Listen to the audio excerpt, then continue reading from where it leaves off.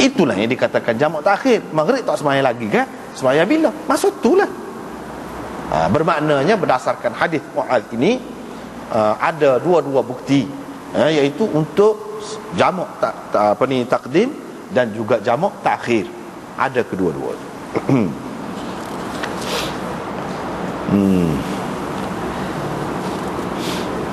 Abu Daud berkata, Hisham bin Urwah meriwayatkan daripada Husain bin Abdullah, daripada Quraib, daripada Ibnu Abbas, daripada Nabi sallallahu alaihi wasallam, sama dengan makna hadis Mufaddal dan Laith tadi.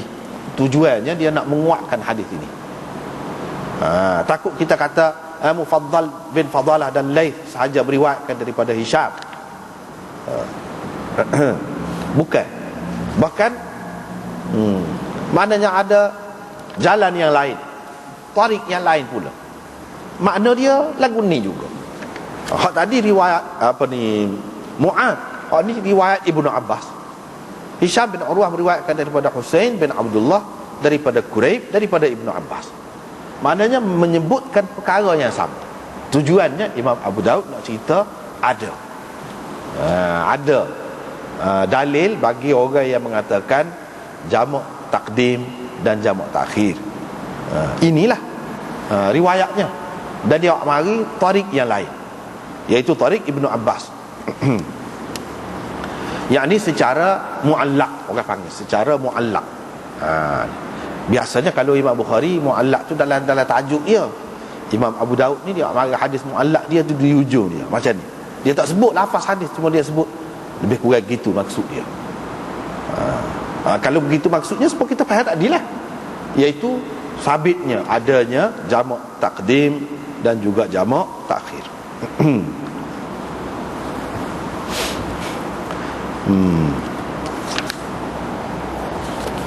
Tetapi riwayat Imam Abu Daud hari ini sebagai sokongan ini riwayat yang tidak kuat.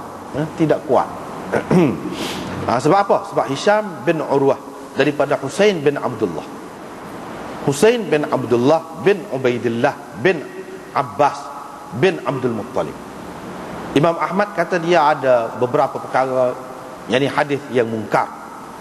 Ibnu Ma'in kata dhaif. Ali ibn al-Madini kata taraktu hadithahu, saya tak saya pakai hadis dia. Imam Ahmad juga tak saya pakai. Abu Zur'ah kata tidak kuat.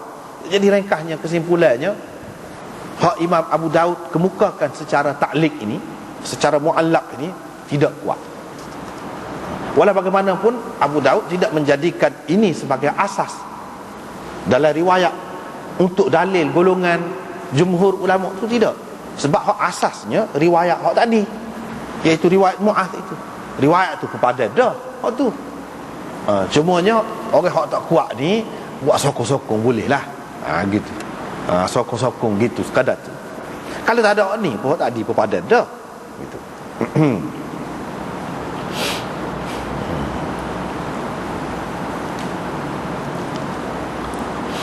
Ini mengikut hak kebanyakan ulama lah. Walaupun Imam Tirmizi setelah mengemukakan riwayat ni, dia kata hasan.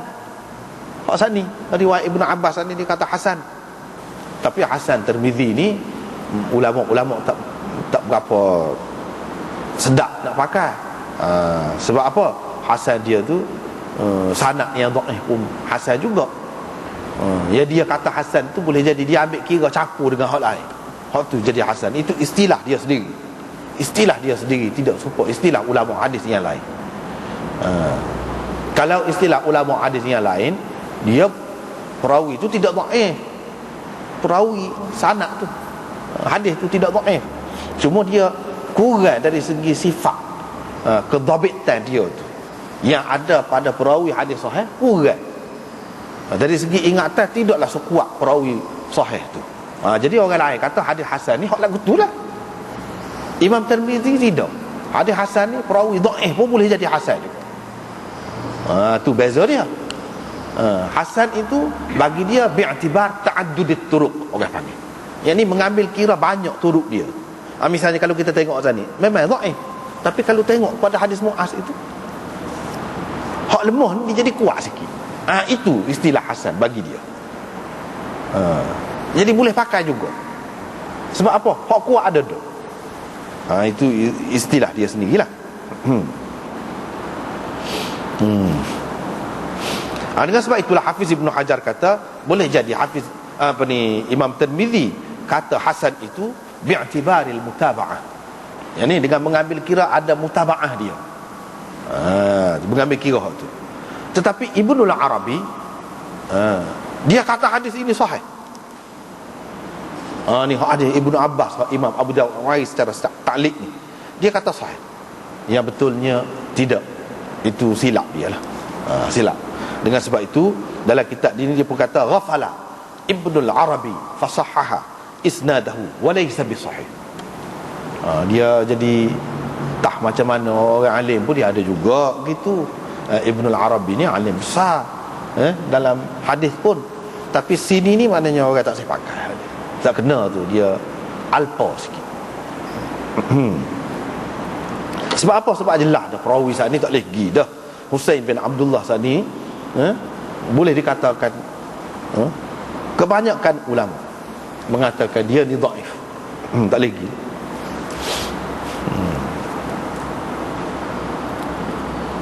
Bahkan ada hak lebih lagi, kata dia ni lebih lagi daripada itu, bukan sekadar dhaif saja, tetapi uttuhima bizandaqah, uttuhima bizandaqah, dituduh dia ni zindik.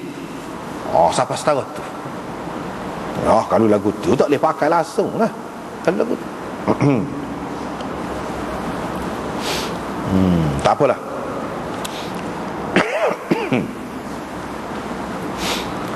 Seterusnya riwayat daripada Ibnu Umar, katanya Rasulullah sallallahu alaihi wasallam tidak pernah jamak antara maghrib dan isyak sama sekali dalam perjalanan kecuali sekali saja. Baik, macam mana? Sedangkan kita jumpa banyak dalam hadis dalam perjalanan dia semasa pergi ke Mekah tu saja, berapa banyak, berapa lama, pergi balik.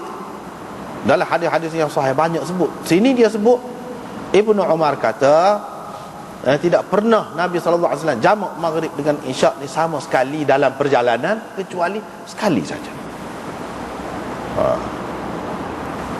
Tapi Abu Daud pun komen, dia kata hadis ini diriwayatkan daripada Ayyub, daripada Nafi', daripada Ibnu Umar secara mauquf, yang terhenti setakat Ibnu Umar. Hak tu hak betulnya. Imam Abu Daud pun komen hak saat ni. Hak kata maknanya riwayat saat ni kira-kiranya hadis itu marfu' lah. Maknanya sebab Nabi dikatakan Nabi, sebenarnya tersilap. Bukan Nabi, Ibnu Umar yang tidak pernah dilihat dia jamak maghrib dengan isyak dalam perjalanan dia kecuali sekali saja. Kok tadi bila orang bagi tahu kata isteri dia tengah sakit berat, dia pun itu dalam perjalanan dia.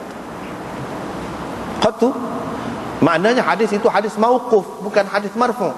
Kadang-kadang dia perawi-perawi ni dia keliru. Hak sepatutnya, hak betulnya mauquf. Hak tu amalan sahabat, tiba-tiba nampaknya amalan Nabi, hak Nabi buat. Itu silap. Itu orang panggil wahab, keliru perawi. Keliru perawi. Hak betulnya Ibnu Umar tu orang tak ada tengok dia jamak sama sekali kecuali pada malam tu.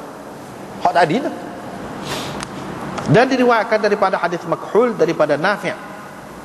Ni cerita lain, bahawa dia tengok Ibnu Umar buat gitu sekali atau dua kali saja.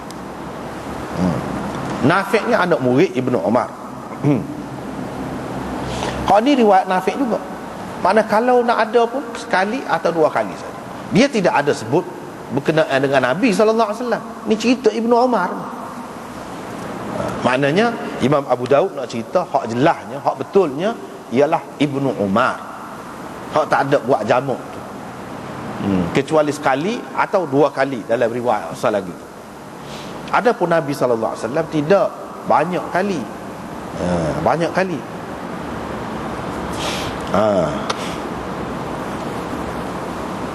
Hadis ini tak boleh pakai lah. Tak boleh pakai lah. Hak marfu' dia tu tidak sahih.